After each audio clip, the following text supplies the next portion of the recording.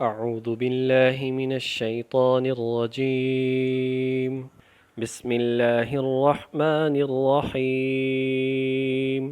وإذ زين لهم الشيطان أعمالهم وقال لا غالب لكم اليوم من الناس وإني جار لكم فلما تراءت الفئتان نكص على عقبيه وقال إني بريء منكم إني أرى ما لا ترون إني أخاف الله والله شديد العقاب صدق الله العظیم.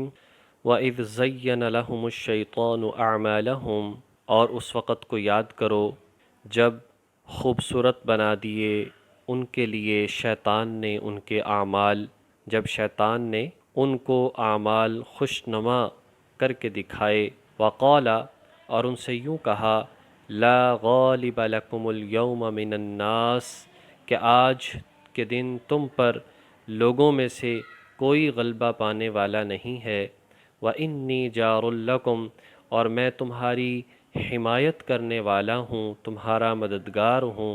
فَلَمَّا تَرَاءَتِ الْفِئَتَانِ، چنانچہ جب دونوں جماعتیں آمنے سامنے ہوئیں، نَكَصَ عَلَى عَقِبَيْهِ، تو وہ الٹے پاؤں بھاگ نکلا. وقال، اور اس نے یوں کہا، انی بریء منکم، بے شک میں تم سے بری ہوں. انی اری ما لا ترون، بے شک جو کچھ میں دیکھ رہا ہوں وہ تم نہیں دیکھ رہے. انی اخاف اللہ، میں اللہ تعالیٰ سے ڈرتا ہوں. واللہ شدید العقاب، اور اللہ تعالیٰ کا عذاب بہت سخت ہے. اللہ تعالیٰ سخت عذاب دینے والا ہے.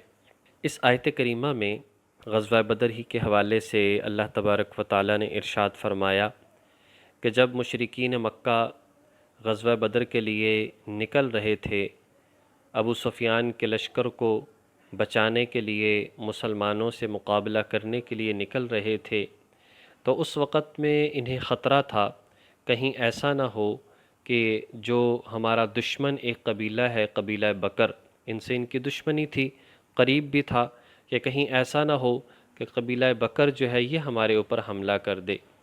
تو اس وقت میں جس طرح سے نبی پاک صلی اللہ علیہ وسلم جب ہجرت فرمائی ہے، اس بارے میں جو میٹنگ ہوئی، اس میٹنگ میں شیطان شامل ہوا تھا شیخ نجدی کی صورت میں، اور اس نے کہا تھا کہ جی نعوذ باللہ حضور علیہ السلام کو شہید کر دیا جائے، یہ صورت سب سے بہتر ہے.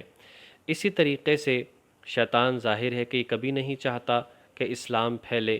چنانچہ اسی طرح سے وہ مکہ مکرمہ میں جب کہ مشرکین تھوڑے سے گھبرا رہے تھے اور جھجک رہے تھے کہ ہم کیسے نکلے، کہیں ایسا نہ ہو کہ کوئی پریشانی بن جائے، تو اسی قبیلے کا سردار اس وقت میں سراقہ بن مالک بن جاشم تھے، جو کہ بعد میں الحمدللہ مسلمان ہو گئے. تو انہوں نے اس کی شکل میں شیطان آیا اور آ کر کہنے لگا کہ دیکھو میں تمہارے ساتھ ہوں، تم اس بات سے پریشان نہ ہو، ہم اس معاملے میں تمہارے ساتھ ہیں اور کسی قسم کی تم سے لڑائی نہیں ہے. چنانچہ مشرکین کو اس سے جو ہے تھوڑا سا حوصلہ ہو گیا اور پھر نکلے. تو روایات میں آتا ہے کہ جب یہ مسلمان ہو گئے تو پھر کیفیت بھی بتائی، اور اس طرح سے بعد میں جب ان کو شکست ہوئی، یہ مکہ کے اندر واپس آئے، تو اس وقت میں بھی کہا کہ ہمیں جو ہے تم نے ہمارے ساتھ بہت برا کیا، تم وہاں سے بھاگ نکلے. جس طرح کے روایات میں آتا ہے کہ جس وقت میں یہ نکل رہے تھے تو اس کا ایک ہاتھ ابو جہل کے ہاتھ میں تھا اور دوسرا ہاتھ جو ہے وہ حارث بن ہشام یعنی ابو جہل کا جو بھائی ہے اس کے ہاتھ میں تھا. اور اس طرح سے یہ نکلے، اور اس کے بعد جب اس نے صورتحال کو دیکھا، پہلے تو کہا جی کہ میں تمہارے ساتھ ہوں، آج تم پر کوئی غالب آنے والا نہیں ہے، میں ہر حوالے سے تمہاری مدد کرنے والا ہوں. تو بڑے جو حوصلہ ہوا مشرکین مکہ کو، کتنا بڑا سردار ہمارے ساتھ ہے. لیکن پھر جب اس نے جیسے آیا کہ انی اری ما لا ترون، بے شک جو کچھ میں دیکھ رہا ہوں وہ تم نہیں دیکھ رہے، تو اس وقت میں جب دیکھا حضرت جبریل علیہ السلام، حضرت میکائیل علیہ السلام یہ آئے، اور یہ جب دیکھا شیطان نے تو بس ہاتھ چھڑایا اور یہاں سے بھاگا.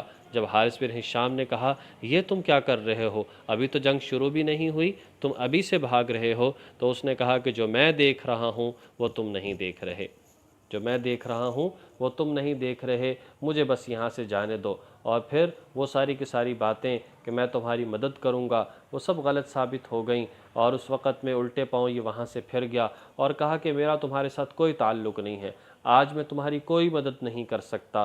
ظاہر ہے اللہ تعالیٰ کے ذات کے مقابلے میں کون آ سکتا ہے، تو اس وقت میں یہ بھاگ گیا۔ مشرکین جو تھے یہ بھی بڑے پریشان ہوئے، اور جب واپس شکست ہوئی واپس آئے تو کہا کہ ہمارے ساتھ بڑا ظلم کیا اور اس طرح سے۔ لیکن جب یہ بات پہنچی سراقہ بن مالک کو تو اس نے کہا کہ بھی ایسی بات بالکل بھی نہیں ہے، میں تو گیا ہی نہیں، میں تو وہاں پر گیا ہی نہیں۔ اور پھر جس وقت میں مسلمان ہو جاتے ہیں تو پھر بتاتے ہیں کہ جی میں تو واقعتاً وہاں پر نہیں گیا تھا۔ تو آپ علیہ الصلاۃ والسلام نے ارشاد فرمایا دراصل بات یہ ہے، اللہ تعالیٰ نے بتائی کہ تمہاری شکل میں شیطان گیا تھا، اس لیے ان کو یہ شبہ ہوا۔